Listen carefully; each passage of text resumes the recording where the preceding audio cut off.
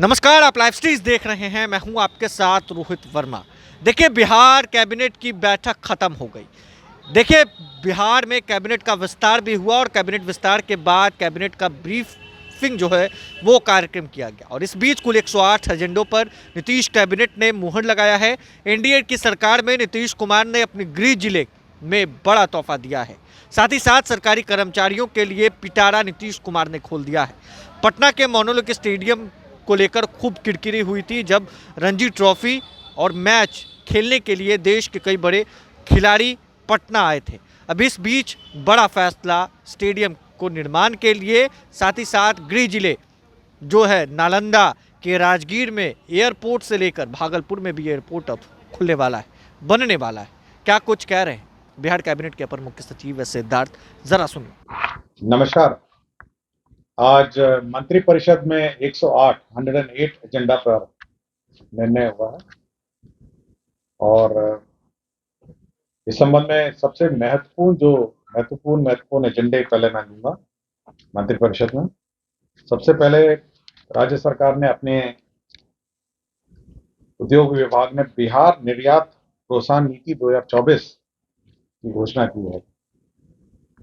यह जो नीति है यह राज्य में एक्सपोर्ट्स को प्रमोट करने के लिए, राज्य में जो विभिन्न प्रकार के एक्सपोर्ट्स है उसको प्रमोट करने के लिए राज्य सरकार ने यह निर्णय लिया है। इसके अंतर्गत जो एक्सपोर्ट की राशि है, मतलब जो एक्सपोर्ट आप करेंगे उसके ऊपर इंसेंटिव घोषणा की गई है। मैं पढ़ देता हूं क्या है इसमें। 1% of free on board value at sea port और कार्गो टर्मिनल और अधिकतम 20 लाख रुपए तक का इंसेंटिव है 7 साल के लिए।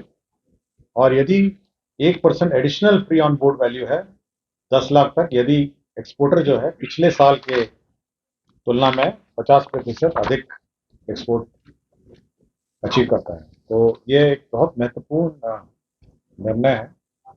दूसरा, आपका जो टेक्सटाइल पॉलिसी है, राज्य सरकार ने उस टेक्सटाइल पॉलिसी में बहुत सारे संशोधन किए हैं। पहले टेक्सटाइल पॉलिसी जो थी वो 2 कैटेगरी इंडस्ट्रीज के बीच में बटी थी, कैटेगरी ए और कैटेगरी बी।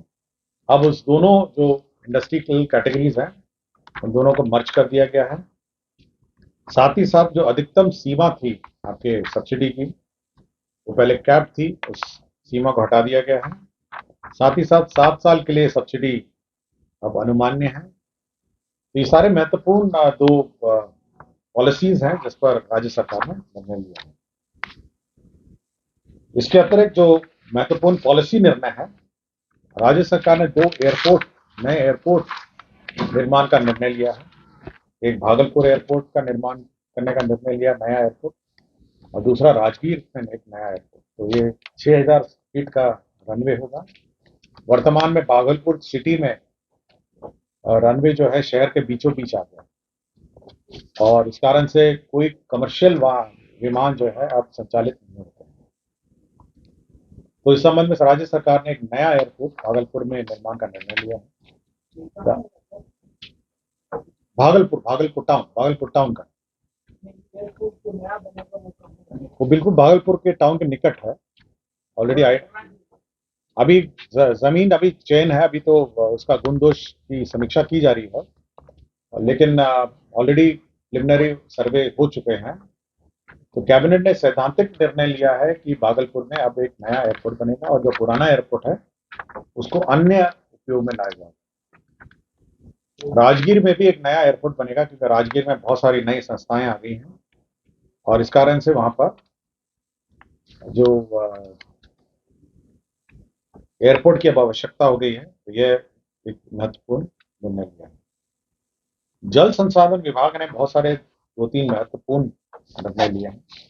सबसे पहले है कि जल जीवन हरियाली अभियान के अंतर्गत पटना शहर के पेयजल, जो पटना का वाटर सप्लाई है, एक Ganga based water supply system 6513.16 crore 6513 crore का गंगा से पानी निकाल के, जो ऑफ सीजन गंगा का सीजन है वहां से निकाल के आपके टाउन में, पटना टाउन में, पटना शहर में पानी देने का निर्णय लिया है। तो ये बहुत महत्वपूर्ण निर्णय है 6,513 करोड़ का सैद्धांतिक निर्णय लिया गया है। इसका सर्वे वर्वे होगा, फाइनल डीपीआर बनेगा, उसके बाद अधिकार होगा। इसी तरह जो विभिन्न शहर है जो महत्वपूर्ण, जहाँ पे पानी की किल्लत है, जैसे औरंगाबाद, डेरी, अरवल, सासाराम, जहानाबाद, भभुआ, मोहनिया शहर। मैं फिर से पढ़ देता हूँ। जो औरंगाबाद है, साउथ बिहार के औरंगाबाद है, डेरी है, अरवल है, सासाराम है, जहानाबाद है, भभुआ है और मोहनिया है। इन सभी शहरों में जो विभिन्न स्रोत हैं, जैसे सोन नदी का स्रोत है, उसके बाद दुर्गावती का स्रोत है, इन सभी का जो स्रोत है, इन सब से पानी निकाल के इन शहरों में पानी दिया जाएगा। ये 1,546 करोड़ का, 1,546 बाद अधिनियम था 2024 में, उसकी नियमावली आज स्वीकृत हो गई है। विज्ञान प्रौद्योगिकी विभाग में विभिन्न जो इंजीनियरिंग कॉलेजेस हैं, औरंगाबाद में, जहानाबाद में, सहरसा में, समस्तीपुर में, इन सभी के जो एस्टिमेट्स उसको रिवाइज किए गए हैं। राज्य कर्मियों के लिए पंचम जो केंद्र वेतनमान है, वेतन और पेंशन प्राप्त करने जो कर्मी हैं, उनका डीए 412% से बढ़ाकर 427 कर दिया गया। और षष्टम केंद्रीय जो वेतनमान है वो 221% से बढ़ा के 230 कर दिया गया। बिहार राज्य विद्यालय अध्यापक नियुक्ति, स्थानांतरण, अनुशासनिक कार्रवाई, सेवा शर्त संशोधन नियमावली स्वीकृत आज की गई है।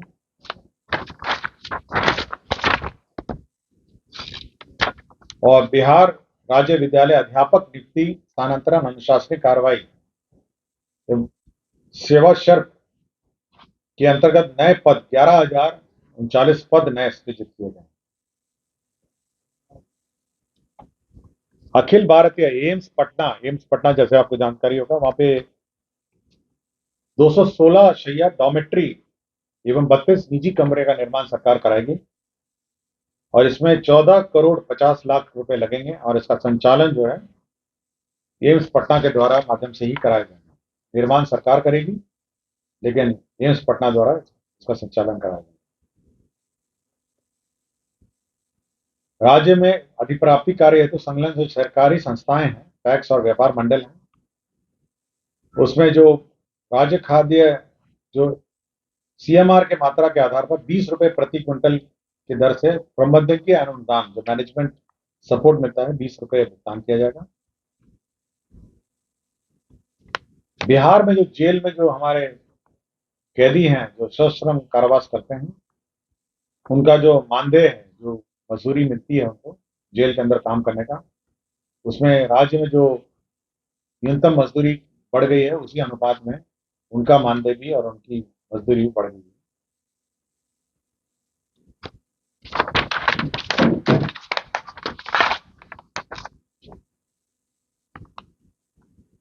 कला संस्कृति विभाग में कला को और प्रोत्साहन देने के लिए 38 जिलों में आम्रपाली प्रशिक्षण केंद्र खोलने का है। आम्रपाली प्रशिक्षण केंद्र में विभिन्न प्रकार की कलाओं में जो ट्रेनिंग है वो दिया जाएगा और इस पर 10 करोड़ 86 लाख रुपए दिए गए हैं। कंसोर्टियम बैंक से ऋण लेने के लिए 800 करोड़ का डिस्ट्रीब्यूशन कंपनी साउथ बिहार को 789, कुल 1589 करोड़ का ऋण लेने के लिए सरकार ने स्वीकृत दिया है, गारंटी है, सरकारी गारंटी है। मुख्यमंत्री विद्युत उपभोक्ता योजना जो है, आपको पता होगा सभी जो बिल हैं उसमें सब्सिडी निहित है, तो एक 15,343 करोड़ सब्सिडी जो है वो स्वीकृत की है।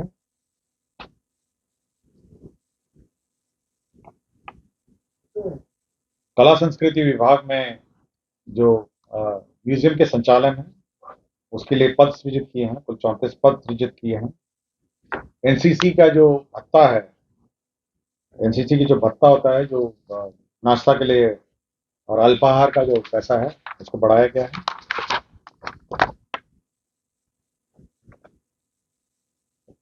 विरासत समिति में 6 पद नए सृजित हुए हैं। कृषि विभाग में 2024-25 में चतुर्थ कृषि रोडमैप के अंतर्गत राज्य स्कीम मद में सब मिशन ऑन एग्रीकल्चरल एक्सटेंशन कार्यान्वयन के लिए संविदा पे आधारित नियोजित कर्मियों के लिए नियत मानदेय एवं ईपीएफ की राशि में भामिति परिसर में प्रबंधन के लिए 41,41,09,400 रुपए स्वीकृत हुआ है। बिहार कृषि विश्वविद्यालय सबौर को वित्तीय वर्ष की स्थापना में 37,65,00,000 स्वीकृत हुआ है। आपका कृषि विभाग में बिहार उद्यान सेवा भर्ती प्रोन्नति एवं सेवा शर्त नियमावली स्वीकृत हुआ है। खेल विभाग नया बन गया है, इसलिए जो पुराना कला संस्कृति विभाग में जो नाम उसके विभिन्न संस्थाओं में था उसमें परिवर्तन किया है।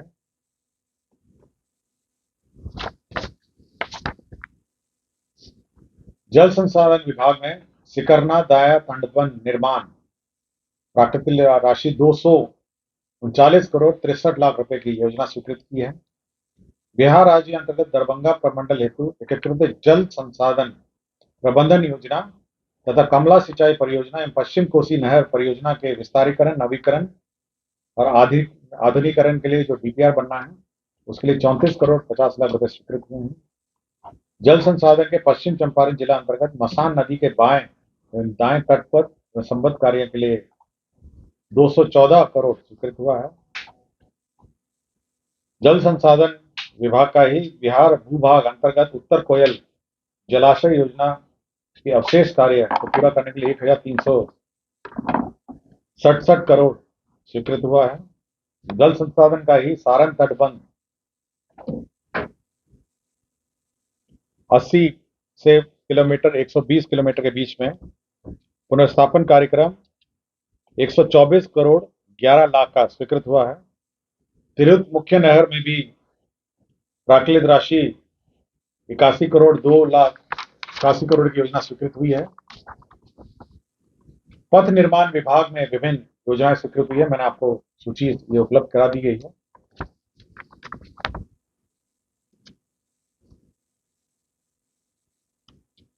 डैम है आपका, सोन नदी का बेड है, सबसे पानी स्टोर करके और इन शहरों में करोड़ का योजना है। और साथ ही साथ जो हमारे पलामू के बॉर्डर में जो पहाड़ी इलाके हैं उन सब में भी ये पानी सप्लाई होगा ताकि पानी की किल्लत नहीं हो। तो ये जल जीवन हरियाली के योजना के अंतर्गत है। दूसरा है कि जल जीवन हरियाली के अंतर्गत टर्न या पेयजल उपलब्ध कराने हेतु गंगा जल जो योजना है,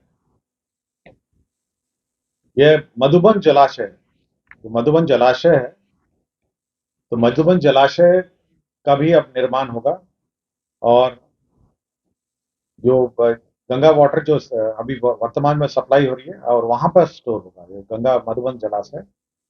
और साथ ही साथ आपकी जो बिहार शरीफ है, बिहार शरीफ में भी पानी सप्लाई होगा। तो ये बिहार शरीफ में पानी सप्लाई एक्सटेंशन होगा और साथ ही साथ मधुबन जो है जलाशय में पानी स्टोर होगा।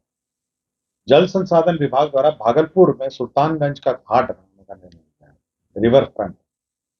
ये अजयबीनाथ मंदिर के समीप है और ये 164 करोड़ 164.57 करोड़ का योजना है। तो वहां पर जो सुल्तानगंज है वहां पे ये सीढ़ी घाट निर्माण का निर्णय लिया है। तो यह भी एक बहुत महत्वपूर्ण निर्णय है। नगर विकास विभाग ने एक बहुत महत्वपूर्ण और निर्णय लिया है कि विभिन्न शहरों के आसपास नए सैटेलाइट टाउनशिप्स डेवलप किए जाएंगे। नए सैटेलाइट टाउन्स है कि नए, जैसे कोई मान लिया पटना है तो पटना के बगल में एक सैटेलाइट टाउन है, भागलपुर है तो भागलपुर के, गया है तो गया के, तो नया शहर छोटे छोटे नए शहर बताने का निर्णय लिया है। और इस कार्य के लिए क्या है कि जो सैटेलाइट टाउन होंगे सरकार उसका नक्शा पास करेगी। सपोज जैसे 2,500 एकड़ है या 2,000 एकड़, तो नक्शा पास करेगी और उसके जो रोड है, पार्क है, रोड, पार्क और अन्य यूटिलिटीज है, वो सरकार एक्वायर करेगी इस लैंड। तो सड़क और पार्क और अन्य जो नागरिक सुविधाएं हैं उसके लिए जो जमीन चाहिए वो सरकार एक्वायर करेगी और बाकी नक्शा पास करेगी कि ये पूरा शहर इस प्रकार बसा जाए। उसमें इकोनॉमिकली वीकर सेक्शन के लिए भी आइडेंटिफाइड होगा, ये गरीब लोगों के आवास बनेंगे और ये सेल्फ फाइनेंसिंग टाइप है। मतलब इसमें जो नक्शा पास होगा उसमें पैसा अधिक लगेगा, आपका एमवीआर अधिक लगेगा और उससे जो राशि होगी उसी से ये लैंड एक्वायर, सड़क और पार्क। तो नए शहर बनाने के लिए सैद्धांतिक सहमति दी है और इस पर नगर विकास विभाग आगे कार्य करेगी। तो ये लैंड किसी से लिए जाएगा सर? लैंड किसी से नहीं लिया जाएगा। लैंड देखिए, जैसे 5,000 एकड़ का कोई शहर बसाना है या 2-2,500 का, उसका नक्शा पास हो जाएगा। ये लेआउट है इस शहर में और पब्लिक अपना बनाएगी, जो पब्लिक जिसका जमीन है जो है।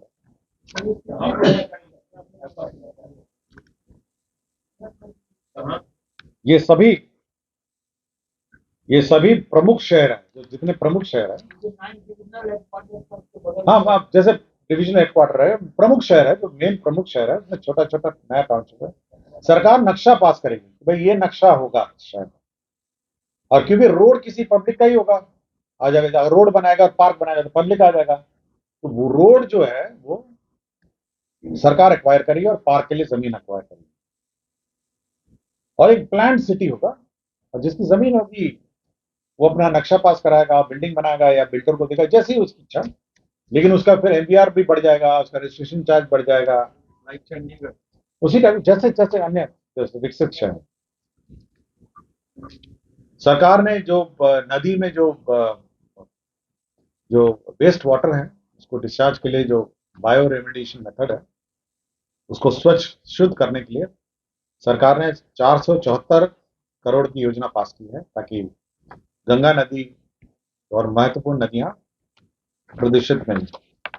के अंतर्गत 24-25 में कृषि यांत्रिकरण पर 82 करोड़ 25 लाख रुपए व्यय होगा और इसी के अंतर्गत जो कृषि रोड मैप में जो बैंक है, कृषि यांत्रिक बैंक है, इसमें 104.16 करोड़ व्यय होंगे। कृषि रोड मैप में चतुर्थ कृषि रोड मैप है जो खेत तक सिंचाई पहुंचाने के लिए 60,97,82,हजार रुपए की लागत से योजना के कार्यान्वयन की स्वीकृति मिली है, जिसमें सूक्ष्म है, आपका ड्रिप इरिगेशन है और अन्य जो योजनाएं हैं वह कार्य है। चतुर्थ कृषि रोड मैप में कृषि उन्नत योजना के तहत मिशन ऑफ एग्रीकल्चर एक्सटेंशन योजना 60-40 के आधार पर स्वीकृत हुआ है। भूमि स्थानांतरण के प्रस्ताव में जो केंद्र सेंट्रल यूनिवर्सिटी है, महात्मा गांधी सेंट्रल यूनिवर्सिटी है मोतिहारी, उसको 127 एकड़ भूमि स्थानांतरित हुई है। ये एसकेएमसीएच जो अस्पताल मुजफ्फरपुर में निर्माणाधीन जो होमी बाबा कैंसर अस्पताल है, अनुसंधान केंद्र जो है, उसको 30 एकड़ भूमि, निःशुल्क भूमि महामहिम राष्ट्रपति वास्ते परमाणु ऊर्जा विभाग भारत सरकार को स्थानांतरित की है। पीएचईडी का अपना कार्यालय भवन होगा, इसमें 84.58 करोड़ व्यय होंगे।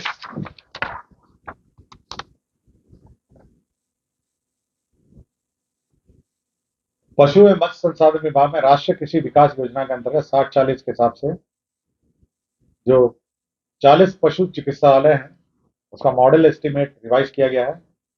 अब 49 करोड़ 86 लाख रुपए इसमें व्यय होंगे। वैशाली जिला में जो अभियंत्रण महाविद्यालय है वह स्वीकृत हुआ है, उसका एडिशनल एस्टिमेट स्वीकृत हुआ है 71 करोड़ 28 लाख का।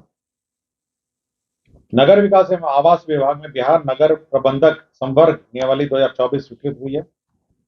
इसके अंदर जो वर्तमान जो नगर प्रबंधक हैं जो कार्यरत हैं उनको नियुक्ति में प्राथमिकता के आधार पर जो 5% हर साल मिलता है वो प्रावधान किए गए हैं। नगर विकास विभाग में जो नगर निकाय हैं वो बस स्टैंड और अन्य जो संरचना है, बस स्टैंड है, सामुदायिक भवन है, उसके लिए जमीन क्रय कर सकेंगे। पूर्व में यह प्रावधान था कि नगर निकाय अपनी निधि से करेगी अब राज्य सरकार की निधि से भी ये क्रय किए जा सकते हैं। के अंतर्गत 24-25 में कृषि यांत्रिकरण पर 82 करोड़ 25 लाख रुपए व्यय होगा और इसी के अंतर्गत जो कृषि रोड मैप में जो बैंक है, कृषि यांत्रिक बैंक है, इसमें 104.16 करोड़ व्यय होंगे। कृषि रोड मैप में चतुर्थ कृषि रोड मैप है जो खेत तक सिंचाई पहुंचाने के लिए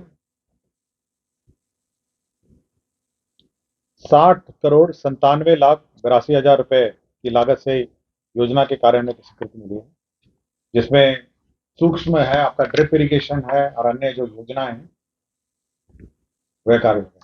चतुर्थ कृषि रोड मैप में कृषि उन्नत योजना के तहत मिशन ऑफ एग्रीकल्चर एक्सटेंशन योजना 60-40 के आधार पर स्वीकृत हुआ है। भूमि स्थानांतरण के प्रस्ताव में जो केंद्र सेंट्रल यूनिवर्सिटी है, महात्मा गांधी सेंट्रल यूनिवर्सिटी है मोतिहारी, उसको 127 एकड़ भूमि स्थानांतरित हुई है। ये एसकेएमसीएच जो अस्पताल मुजफ्फरपुर में निर्माणाधीन जो होमी बाबा कैंसर अस्पताल है, अनुसंधान केंद्र जो है, उसको 30 एकड़ भूमि निःशुल्क भूमि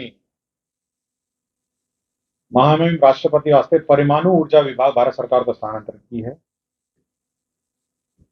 पीएचईडी का अपना कार्यालय भवन होगा, इसमें 84.58 करोड़ व्यय होंगे।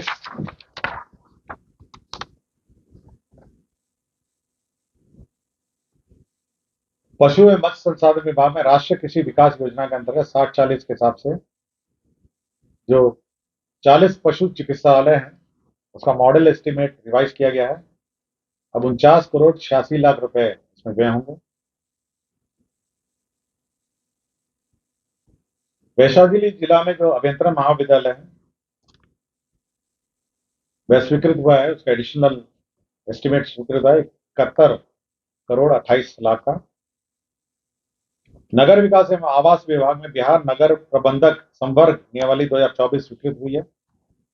इसके अंदर जो वर्तमान जो नगर प्रबंधक हैं जो कार्यरत हैं उनको नियुक्ति में प्राथमिकता के आधार पर जो 5% हर साल मिलता है वो प्रावधान किए गए हैं।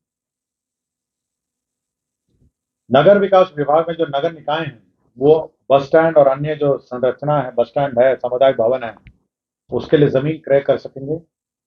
पूर्व में यह प्रावधान था कि नगर निकाय अपनी निधि से करेगी, अब राज्य सरकार की निधि से भी ये क्रय किए जा सकते हैं। तो आपने सुना कुल 108 एजेंडों पर नीतीश कैबिनेट ने मुहर लगाई है। नीतीश कैबिनेट का आज एक्सपेंशन भी हुआ, विस्तारीकरण हुआ और इस बीच विस्तार के बाद नीतीश कैबिनेट ने कुल 108 एजेंडों पर मुहर लगाई है। बड़े बड़े फैसले लिए हैं। सरकारी कर्मचारियों के लिए नीतीश कुमार ने पिटारा खोला है। बहरहाल इस खबर में बस इतना ही। अगर आपने तक लाइव सिटीज़ को सब्सक्राइब नहीं किया है, जल्द से लाइव सिटीज़ को सब्सक्राइब कर ले। धन्यवाद।